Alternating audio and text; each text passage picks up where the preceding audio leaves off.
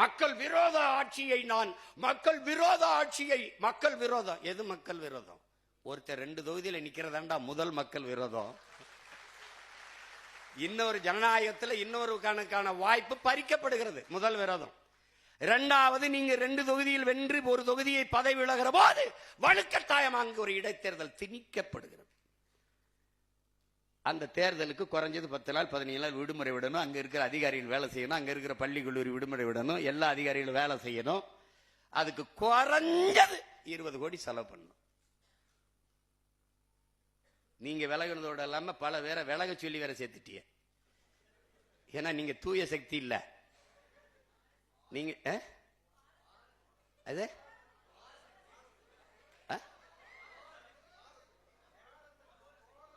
கோர சக்தி, தூர சக்தி, பார சக்தி, ஏற சக்தி, ஓர சக்தி.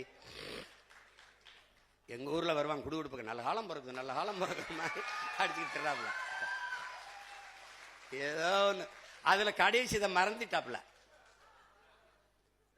தூந்து போன சக்தி கண்டுபிடிச்சிட்டாப்ல.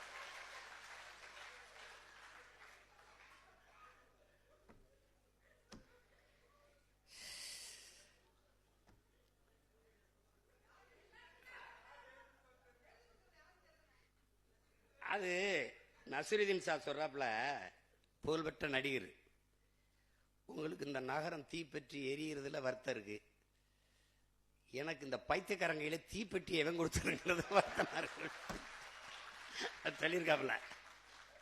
அது மாதிரி கொடுமையான ஒரு கூட்டம்டாது. அவர் எழுதாப்ல,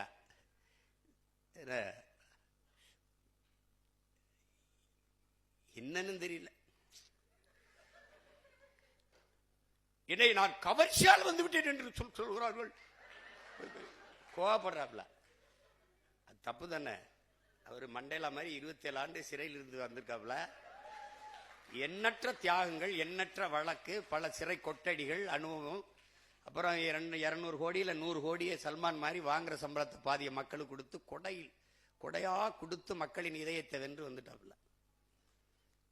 சினிமா டு சிஎம் எளிதா டிரான்ஸ்பர் ஆயிட்டு இல்லை, அதனால உங்களுக்கு தெரியல, கோவம் வருது வேற.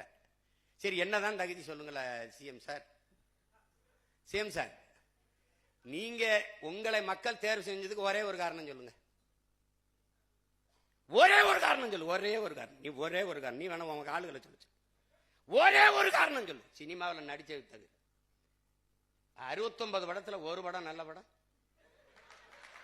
இந்த சனா ஒரு படம் கூட நல்ல படம் தராதவன் நல்லாட்சி தருவன் நம்புது பாரு. ரஜினிகாந்த் அவர்களுக்காவது என்ன ஒரு 50 படமாவது இருக்கு. அண்ணன் கமலஹாசனுக்கு 100 படமாவது நல்ல படம். எம்ஜிஆருக்குன்னா 200-300 பாட்டு இருக்கு. ஒழுக்கம் நிறைந்த தாயை போற்றுவது, மனைவி பெண்களை மதிப்பது, பாடல் இருக்கு. மது குடிக்க மாட்டார், சிகரெட் குடிக்க மாட்டார். நீ தம் அடிக்கிற அழகை பார்த்து தனலட்சுமி இரும்பிச்சுன்னு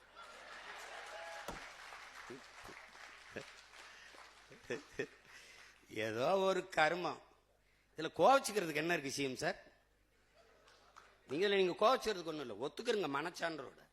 நீங்க தான் பெரிய நேர்மையான சிகரம் ஆயிடுச்ச. எதா இருந்தாலும் பழைய எங்க ஊர்ல எங்க அத்தை பொண்ணெல்லாம் வாக்கப்பட்டு வரும். இந்த எங்க அண்ணங்க நீர் கட்டிக்கிட்டு வரும். கட்டிட்டு வந்தா என்ன தச்சு அப்படின்னு, ஐயோ எங்க குழந்தை பெத்தவனும் போயிட்டா, வளர்த்தவனும் போயிட்டா, இந்த உங்க அண்ணன்ட்ட பிடிச்சி கொடுத்து விட்டு ஒரு தோடு உண்டா, தொங்கட்டா உண்டா, கொலுசு உண்டா, மாத்தி கட்டிக்கு ஒரு புடவை தான் உண்டா, நல்ல நாள் பெரியால் தீபாவளி திருநாள் உண்டா, ஒன்றும் கிடையாது. நான் அந்த புலம்பலுக்கு இந்த புலம்பல் என்ன இருக்குது? மனசாட்சி எல்லாமே எம்மிட முடியும். ஒரு கேள்விதான், நீங்க கரூருக்கு வரலைன்னா கூட்டல்ல, கூட்டல் என்ன நெரிசல்ல, நெரிசல் என்ன சாவில்ல. இதானே மூல காரணம் யாரு? நீங்க. அந்த குற்ற உணர்வோடு நானும் ஒரு காரணமா இருந்துட்டேன், வருந்துறேன்னு இதுவரை நீங்க ஒரு வார்த்தை பதிவு செய்யல சிஎம் சார். நீங்க பதிவு செய்யல. ஆனால் நீங்க மக்கள்கிட்ட ஒரு வேடத்தை போட்டு எம்எல்ஏ பழிய போட்டாரியா. ஸ்டாலின் ஐயா அரசு போட்டுருச்சு. நான் ஈரோட்ல இடைக்க தேர்தலில் 5 நிமிஷம் கூட பேசிட்டேன்னு வழக்க போட்டு போக ஒரு நாள், ஏன்னா சரியா 10 மணிக்கு நிக்கணும். அப்ப முத நாளே போய் தங்கணும். அடுத்த நாள் பாதிக்கு மேல நேரம் ஆயிருது. அப்ப 2 நாள் என் நேரத்தை, எனக்கு ஒவ்வொரு நொடியும் உயிர் நொடி 2 நாளா வீணடிச்சிட்டாப்ல. 5 நிமிஷம் கூட பேசிட்டேன்னு வழக்க போட்டு.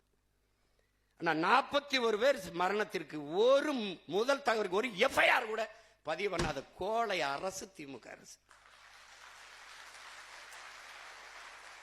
தற்காத்து விட்டவன் இந்த பிஜேபி, இந்த ஏடிஎம்கே, இந்த 2 பேரும் சேர்ந்து உண்மை கண்டறியும் குழு. ஏன் அந்த தூத்துக்குடி துப்பாக்கி சூட்டுக்கு உண்மை கண்டறிய வரல? ஆந்திர காட்டுக்குள்ள 20 பேர் சேர்த்து உண்மை கண்டறிய வரல? ஏன் கண்டறிய வரல? ஏன் உடனே வந்து உண்மை கண்டறியும் குழு? திமுகவை எதிர்த்தவன இவர் ஐயா அதிமுக எடப்பாடி ஐயா குறுக்க விழுந்து சட்டசபையில பேசி அவ்வளவு பெரிய சபையில ஆதரிச்சு பேசணும்னு இவர் பாய்ந்துட்டாப்ல. இன்னைக்கு அழகா சொல்ற எம்எல்ஏ பழிய போட்டு, எம்எல்ஏ பழிய போட்டாங்க. பழி இப்ப உங்ககிட்ட இருக்கு, உளவுத்துறை இருக்கு, காவல்துறை இருக்கு, எல்லாம் சிபிசிஐடி இருக்கு, எல்லாம் இருக்கு. ஒரு அதிகாரி ஒரு சிறப்பு குழுவை போட்டு கண்டடிச்சு என்ன உலகம் புறாவ கரூர் 2 தெரு விசாரிச்சு என்ன நடந்ததுன்னு நீங்க தான் வெள்ளரிக்கை எல்லாத்துக்கும் கொடுப்பீல. ஒரு உண்மையை அறிவிக்கையை விடுங்க பிளீஸ். நீங்க மனச்சான்றோட பேசுறீங்க, நீங்க நேர்மையாளர் தான், நிறுவீங்க. இதுதான் நடந்தது, இந்த அரசு இந்த மாதிரி என் மேல பழியை போட்டது, நிறுவீங்க. Same sir, நிறுவீங்க.